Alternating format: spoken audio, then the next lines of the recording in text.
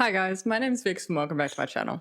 Got a bit of a sad video and a happy video today. You guys might have seen recently that my goldfish Puff passed away. Now, I've had Puff for a long while and he's been slowing down for a long while. So I sort of knew this was coming eventually. I was actually filming a video at the time and doing some work on his tank, just cleaning it up, fixing up the filter, and he passed away the next morning. But the upside of that is I've actually got some really good footage of him before he passed away. Now, it's pretty common for fish to die in the fish keeping hobby. They don't have long lifespans, things can go wrong. It's sad to say, but you kind of get used to it. And the way I typically deal with these, especially a fish as long-lived as Puff, is that I move on as quickly as possible so I don't have to think about it. Which I wouldn't recommend, but it means that I can be happy as well as mourn at the same time. And that's kind of what this video is. As I said, Puff's death was more of a when rather than if. And because of this, I had some contingency plans set up. Puff had a massive 4-foot tank that was fully planted. It was really not something you'd typically see a goldfish in. But I found this worked really well for me because the plants really helped keep everything stable. And by the point that I had heavily planted this tank, Puff wasn't really an active swimmer. But the idea was that when Puff died, this tank would bloom. I may have mentioned it in a previous video, but one of the inhabitants that was definitely going in there was the pleco. The paludarium had always been a bit of a temporary hold for the pleco until Puff passed away and the pleco could move into the 4-foot tank, which was much better for him. But the other thing was I had planned to turn Puff's tank into a community tank, and not just any community tank. I wanted an angelfish community tank. Around the time I was growing up, home aquariums were everywhere and they were big. They were anywhere from 3-foot to 6-foot. And you would always see angelfish in them. My uncle had one, Joel's dad had one, even the local orthodontist had one. And as a kid, I reckon I could have spent hours sitting in front of these tanks just admiring the fish.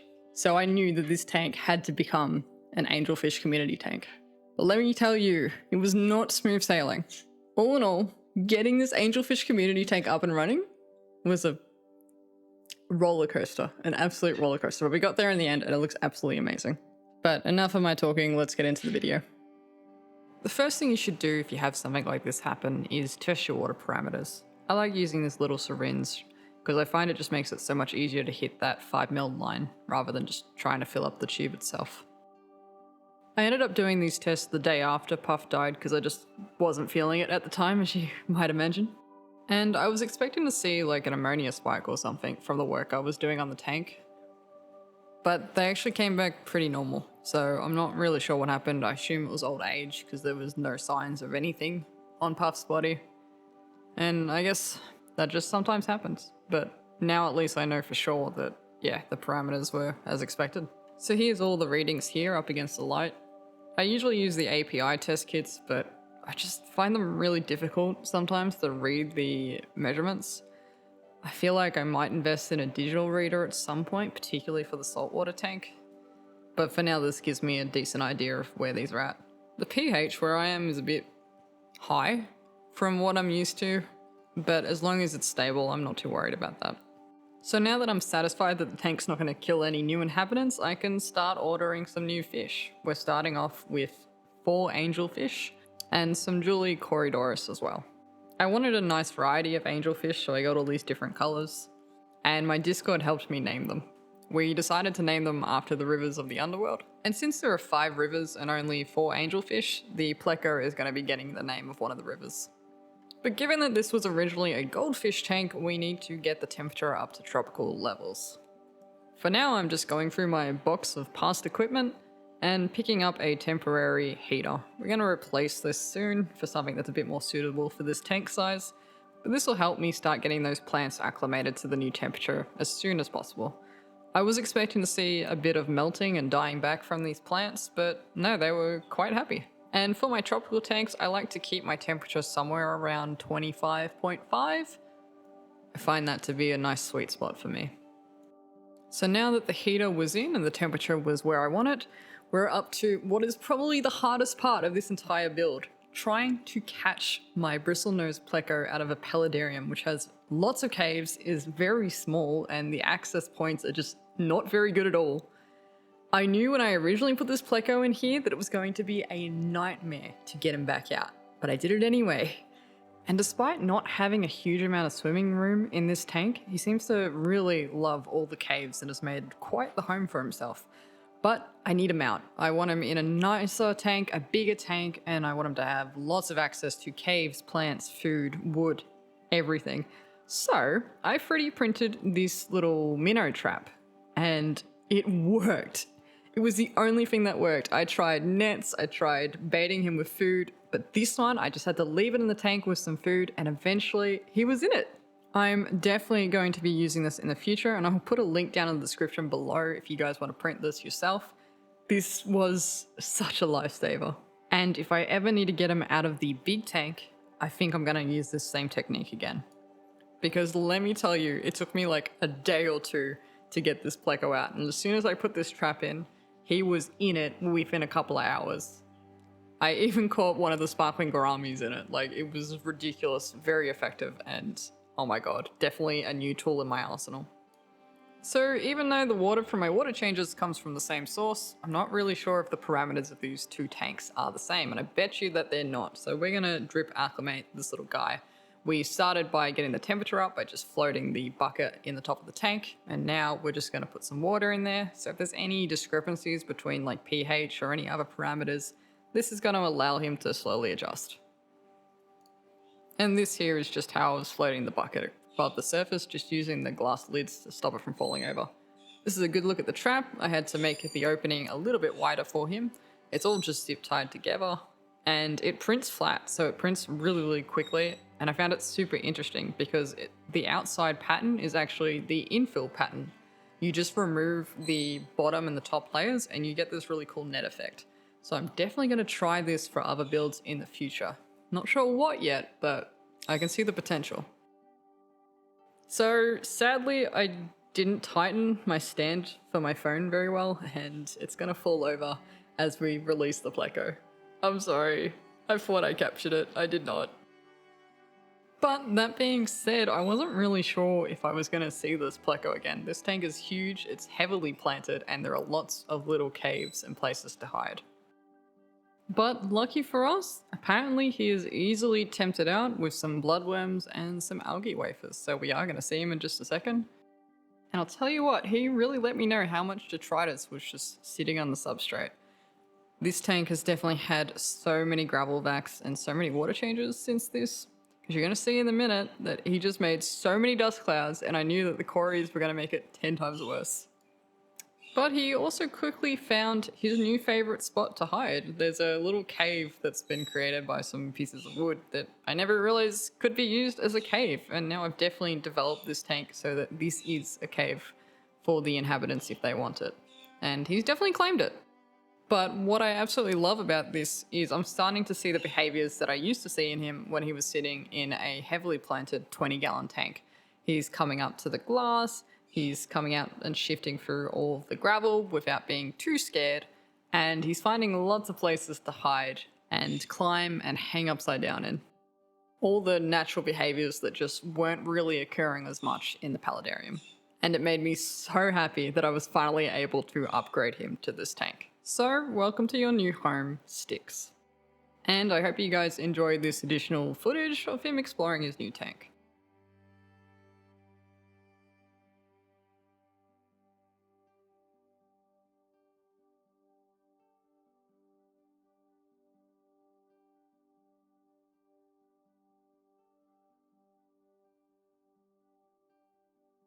That night, I got a bit mesmerized by the blue lighting on this tank. I don't usually use this nighttime lights, but this particular light has a timer, so it goes through this phase regardless.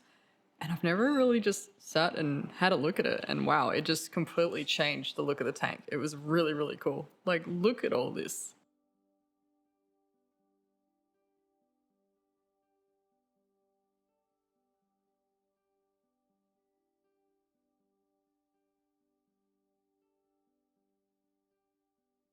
So the next day, I decided that the tank needed some aggressive pruning. The aquascape had really gotten out of control, and I wanted to just wrangle it all in and try to encourage some plant growth. But I was really liking how this was looking, even though I was a bit unsure about it at the time, whether I was actually destroying the scape or making it better. And Styx decided to come out and say hi to us this morning, which I'm definitely not used to because in the paludarium he would pretty much run away on sight. I guess he's really enjoying his new home and probably wants to be fed. But now the new angelfish have arrived, as well as the Corydoras. Was really excited to see these guys. But this was the first of many surprises in this build.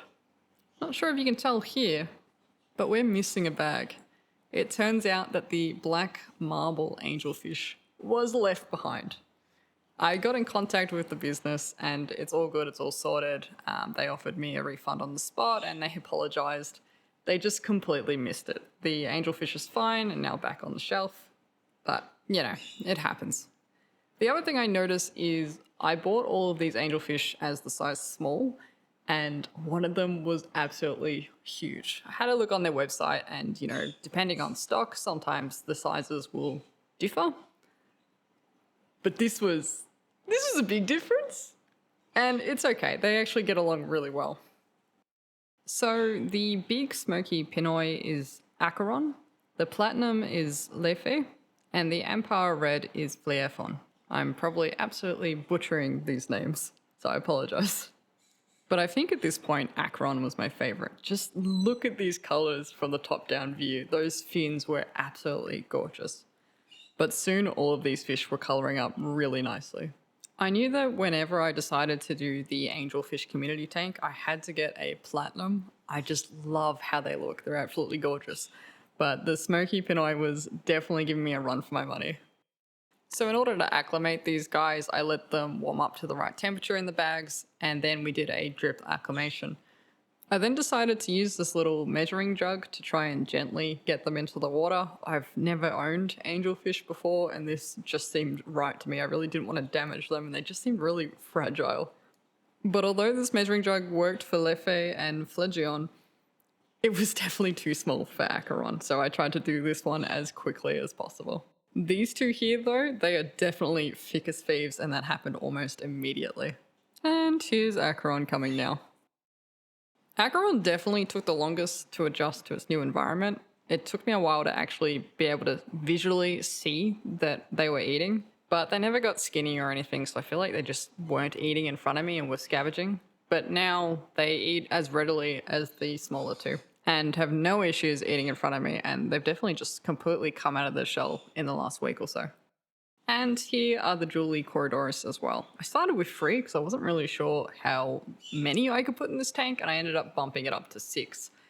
It's kind of funny, as soon as you put fish in this tank, you start to see the full scale of it. I thought the Corys were going to be huge in this, and they're just really not. For the purpose of the video, I've had the lights on just to introduce these guys to the tank, but then I just turned them off for a couple of hours, let them get nice and adjusted before slowly ramping them back up again. So now let's spend some time having a look at the new inhabitants and seeing how they all settle in. Feel free to skip ahead if you're not interested in this sort of thing. This will go on for quite a while. I was absolutely mesmerized by these fish.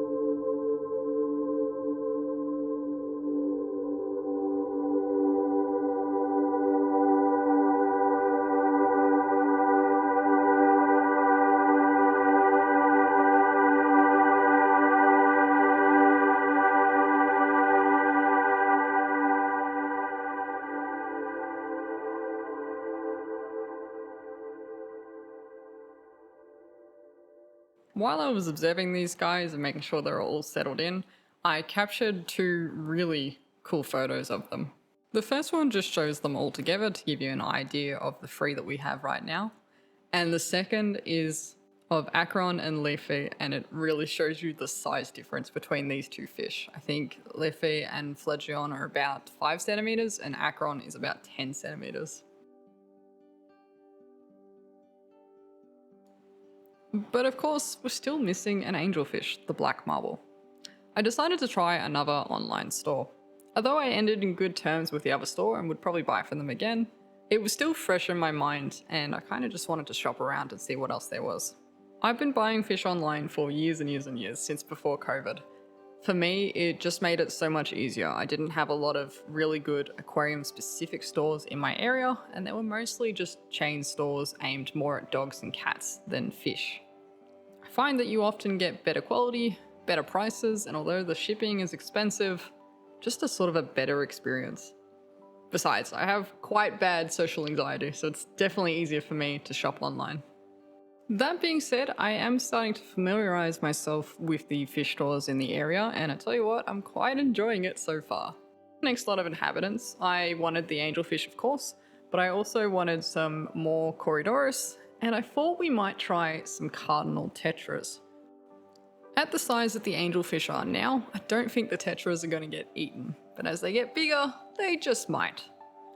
However, I also wasn't expecting Acron to be so big. So if the tetras are going to end up as a snack, it's probably going to be from that fish. I'm hoping by introducing them at this age that the angelfish will learn that these are not food and I can continue to keep them with them long term. But if that doesn't work out, there's a good chance that the cardinal tetras are going to die of old age before the angels are big enough to consider them a snack. I've never kept cardinal tetras before, I've always kept neon tetras, so I'm excited to see how this goes. And now for today's sponsor. Internet security got you feeling like a fish out of water? Yeah, a bit. Wait, you can talk? NordVPN can help. Enjoy enhanced online security and privacy. Secure up to 10 devices with just one account, enough for the whole school. And connect to thousands of servers worldwide and in Australia. And they're running a deal at the moment where you can get 70% off when you sign up for their 2-year plan. I shouldn't be taking advice from a talking fish, but you might be onto something with this one. Where can I sign up? Click the affiliate link in the description and make sure you don't use the honey extension. That'll steal your sale from your favorite content creators. So eventually the next shipment of fish arrived and sadly disaster had struck. It was not a good first impression for this place. There was no polystyrene, there was no heat pack, no insulation, and these fish were freezing. As with the first store, I got in contact and they were really professional about it, apologized immediately, offered a refund, not store credit, and spoke about how they were going to improve their processes to stop this happening in the future. The problem with this particular shipment was that it was sent on a 40-degree day. But these shipments are typically overnight shipments, and if you live in Melbourne, you know that the temperature could plummet really quickly. Typically when the weather is hot, these do not require a heat pack.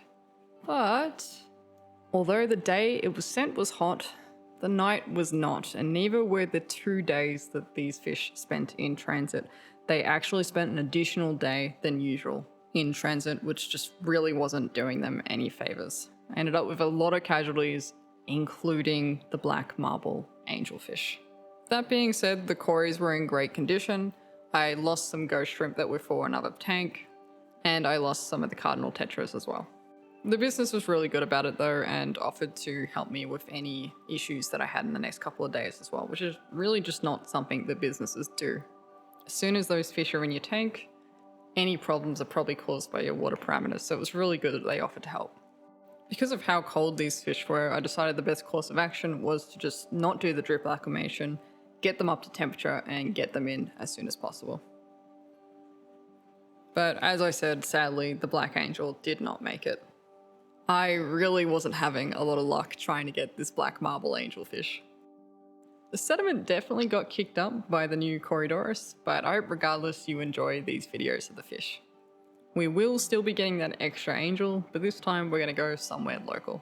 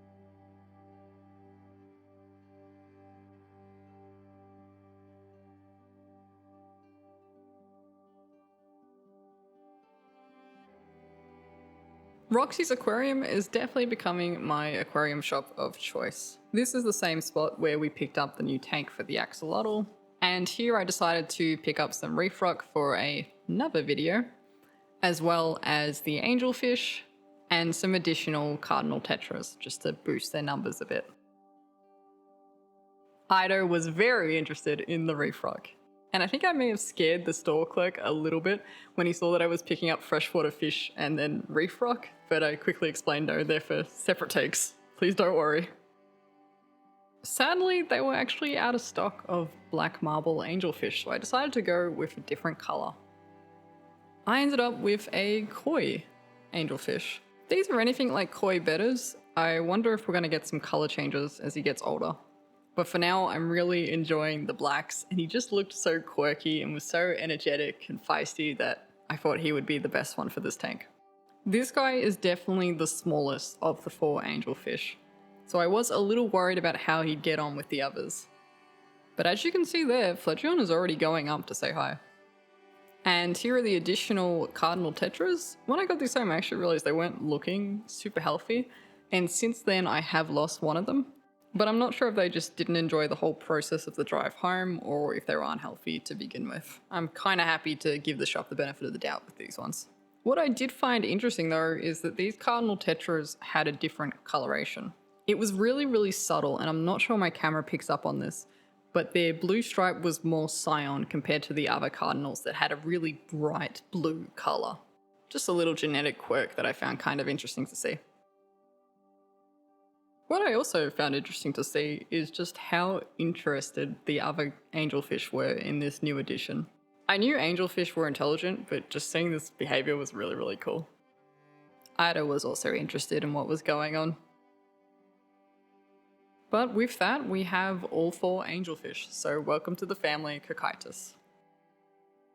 I'm gonna leave you guys now until the outro, but I hope you enjoy all this footage that I've gotten for you, including some underwater footage as well. I absolutely loved putting this together, and although it was tedious and went through lots of roller coasters, we finally got there. I tell you what, it is looking absolutely gorgeous, and I hope you think so too. So enjoy!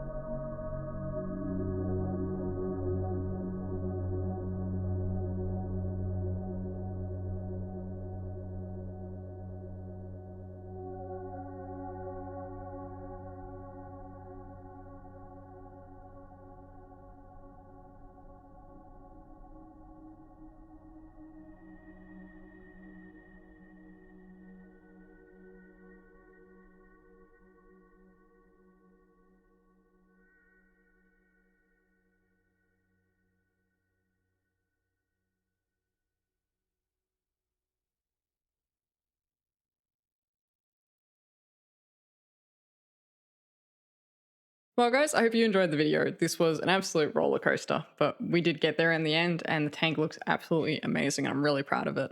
Big shout out to my community for helping me name these 4 fish, and the pleco, who until this point was completely unnamed for years.